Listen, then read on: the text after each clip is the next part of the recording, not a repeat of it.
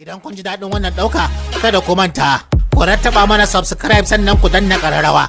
Haka zalika, ku baɗa mana like, ku suburbuɗo mana sharhi, sannan ku yaɗa wannan ɗauka.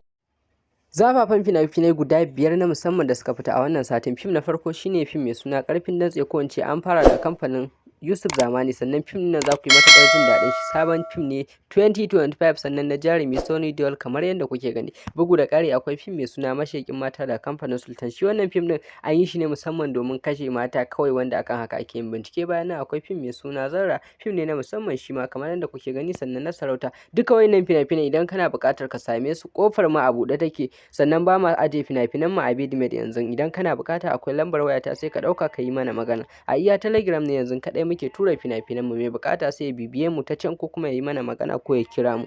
Mun gode. Wannan ma fim ne wanda ya fita na musamman, sannan kamar yadda kuke gani ga fim mai suna Takun Saka, ya yi matuƙar kyau, ba a magana sosai da sosai. Bayan nan akwai fim na gaba mai suna Tarko, ya yi masifar kyau, ba a magana. Wayannan su ne fina-finai guda 5 na musamman waɗanda babu kamar su. Ga masu buƙatar su rinƙa samun fina-finan mu masu matuƙar kyau, kai tsaye kar ka manta ka danna mana subscribing, sannan ka danna alamar ƙararrawa so that you don't miss anything da zarar mun ɗora sabbin fina-finan mu. Idan kana buƙatar ka ke samun full life story na jarumi, ko kuma full story about the movies or about the life story of the actor, to kai tsaye ka bibiyo